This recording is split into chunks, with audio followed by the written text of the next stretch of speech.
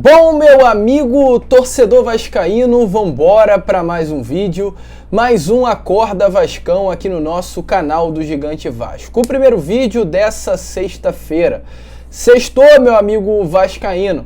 Entretanto, se o sextou pro torcedor é calmo, tranquilo e na expectativa para a partida de amanhã, o sextou desse elenco cruzmaltino é a todo vapor. Até porque hoje, sexta-feira, pela última vez o elenco do Vasco da Gama entra em campo antes de enfrentar o Flamengo. O Vasco, que perdeu para o Ceará, uma das equipes tecnicamente mais limitadas nesta edição do Campeonato Brasileiro, enfrentará o Flamengo, que goleou o Juventude pelo placar de 6-0. E olha que loucura aqui, o Flamengo goleou o Juventude por 6-0 na quarta. O Juventude venceu o Ceará no sábado. Ceará que venceu o Vasco, ou seja, tamo ferrado, vascaíno. Essa é a realidade, sem tirar nem pôr. Gostaria muito de te falar outra coisa que senão isso, nesta manhã de sexta-feira, mas vamos trabalhar com as realidades. Se amanhã, vou esperar, vou torcer, vou acreditar, porque eu sou Vasco, mas se amanhã o Vasco da Gama vencer o Flamengo vascaíno, olha, é para colocar um mural aí na sua sala. A gente vai falar muito sobre essa partida, trazer informações importantes sobre esse Clássico dos Milhões, falar também sobre uma questão fora das quatro linhas, tá? Um jogador que pertence ao Vasco da Gama e simplesmente está brilhando no Avaí. Fiz questão até de chamar aí um grande amigo e parceiro lá do canal, caramba, esqueci o nome do canal do rapaz, Isto é Avaí. O canal Isto é Avaí, para falar um pouquinho sobre a atuação de estreia do JP vestindo a camisa do clube catarinense. Se liga só aqui nesse Acorda Vascão que você vai ouvir por parte do Felipe, do canal Isto é Avaí. Além disso, muitas outras informações, muitas outras novidades. Teremos aí pela frente, né, um Acorda Vascão muito agitado, muito movimentado e completamente imperdível para todos vocês. Entretanto, rapidamente, antes de começar o vídeo, antes de deixar todos vocês aí muito bem informados sobre o nosso Cruz Maltino, como sempre faço aqui no canal, eu quero dar as boas-vindas a todos vocês que estão chegando aqui pela primeira vez. Para quem ainda não me conhece, muito prazer, eu sou o Lucas, você está no canal do Gigante Vasco. Esse daqui, para você que não sabe, é o canal do torcedor vascaíno. Estou aqui todos os dias, 3 vezes por dia com a Acorda Vascão, saindo sempre às 7 horas da manhã. Tem também o Fala Gigante, que é o segundo vídeo do dia, saindo sempre pela parte da tarde. E o Boa Noite Gigante, que é o nosso terceiro e último vídeo do dia, saindo sempre pela parte da noite. Então é claro, conto muito aí com você, conto muito com o seu like, o seu joinha, o seu gostei, que é de sua importância para o crescimento e a divulgação aqui do nosso conteúdo. Nesse momento estamos aí por detalhes de chegar à marca dos 150 mil inscritos. Uma marca tão grande, uma marca tão importante aqui para o nosso canal. Então é claro, eu conto muito com você para que eu consiga ainda durante esses próximos dias, quem sabe até aí ao final de abril, chegar à marca dos 150 mil inscritos aqui no YouTube. Show? Vambora então, né, vascaíno, sem muita enrolação, falar logo de Vasco da Gama. Quero começar aqui primeiramente com vocês este Acorda Vascão já falando sobre a situação do JP. O que aconteceu? O JP, cria da base do Vasco, sempre grande destaque da base do Vasco, foi contratado pela equipe do Avaí para a disputa da Série B do Campeonato Brasileiro. O JP ele foi contratado por um empréstimo até o final da temporada.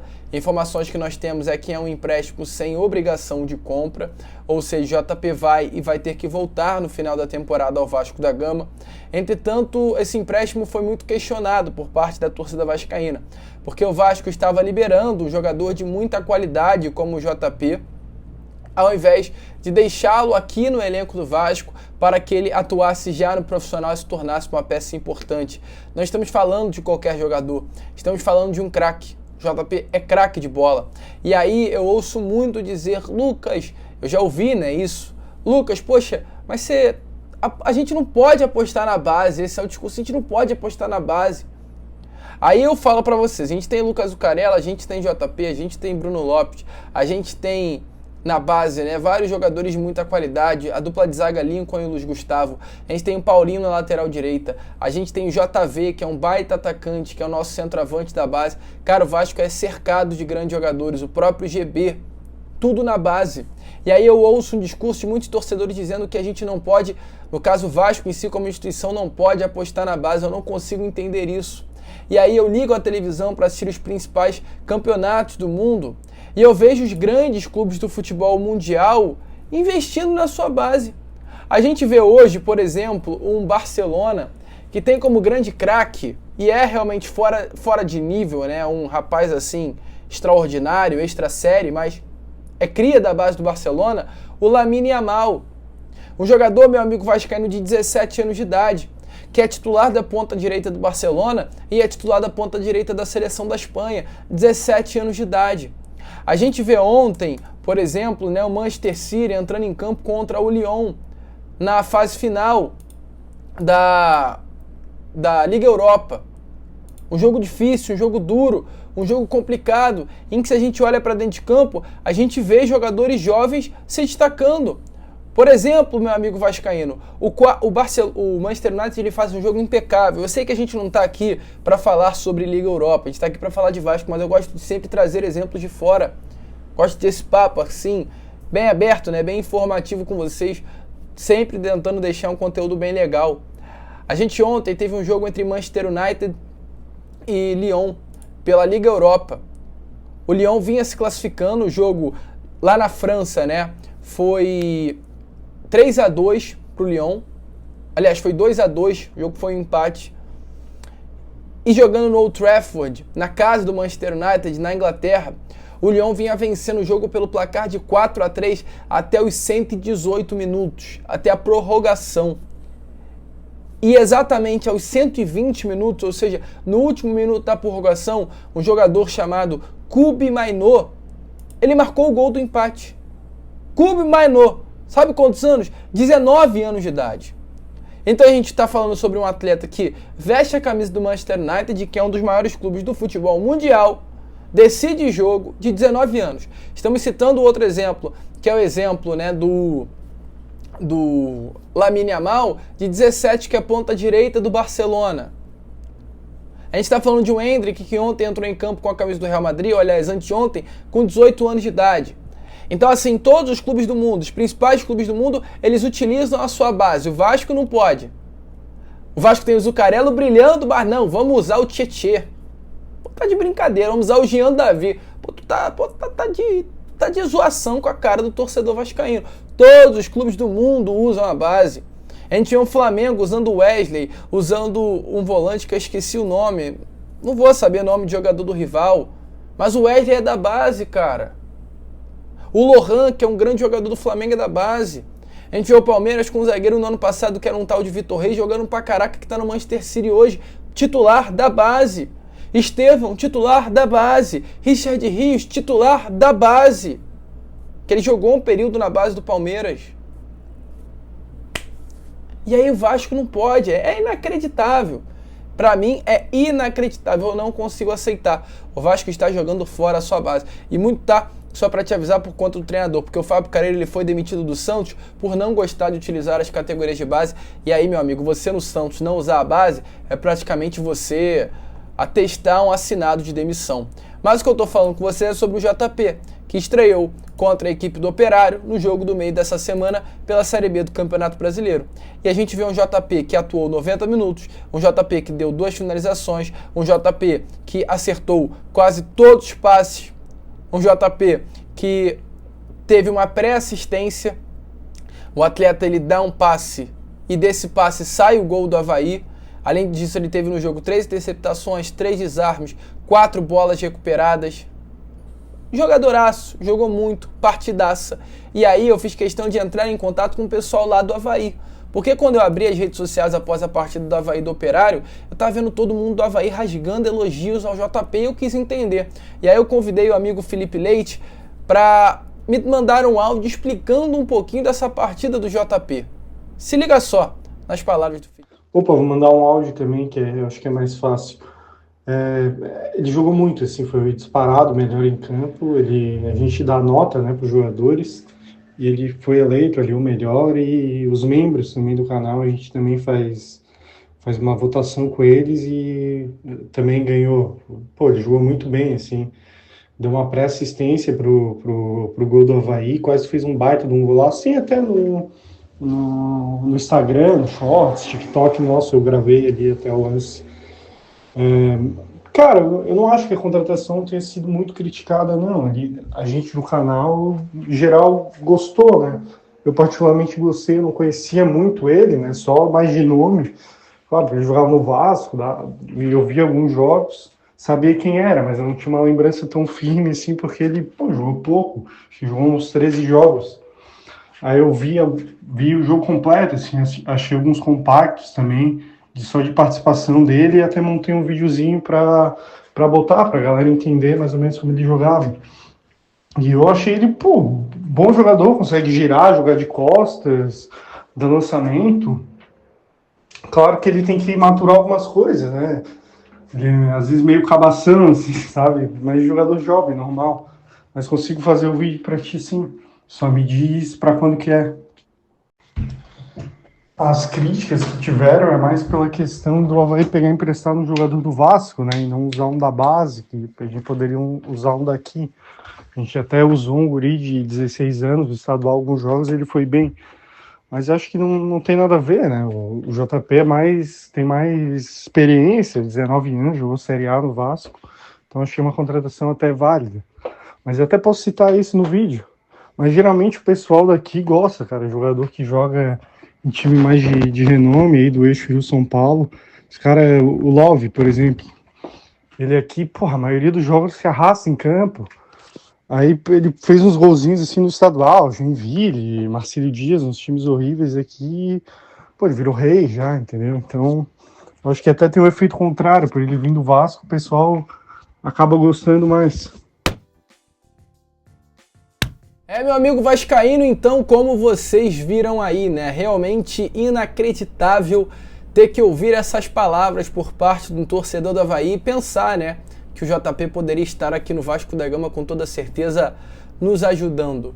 Olhar para o meio-campo hoje com o Tietê, com Paulinho, com Jair, atletas que são bons até, mas que não vêm entregando.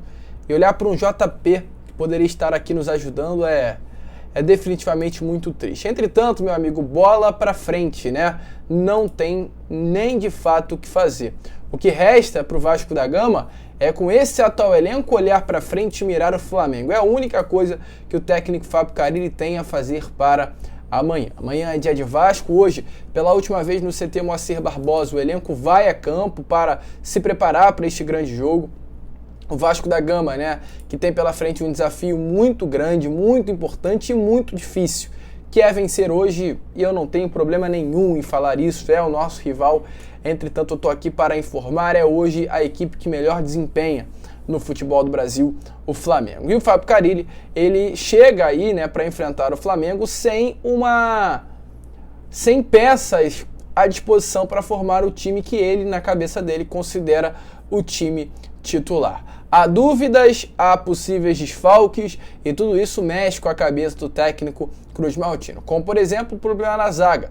O zagueiro Maurício Lemos, que conquistou de fato a titularidade sob o comando técnico, é desfalque confirmado. Se recupera ainda da fratura na costela e não vai estar à disposição do técnico para a partida de amanhã contra o Flamengo. Então, com o Uruguai fora, a expectativa é que a zaga tenha ainda João Vitor de um lado e Lucas Freitas do outro, uma zaga que não passa nenhuma segurança, com toda certeza, para o torcedor vascaíno. A outra dúvida é no setor do meio. Hugo Moura é o titular. Entretanto, para enfrentar um Flamengo que é uma equipe muito forte, principalmente ofensivamente, quem vai jogar ao lado do Hugo Moura?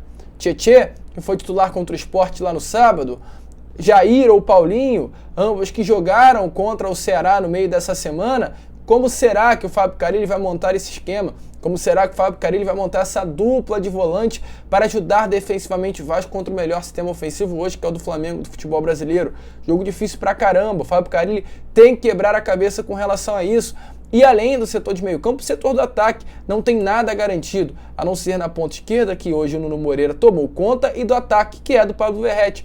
Mas na ponta direita ainda há dúvidas. Benjamin Garré não vem tendo boas atuações. Contra o Ceará no meio dessa semana era nítido que o Benjamin Garré não estava bem, estava perdido em campo.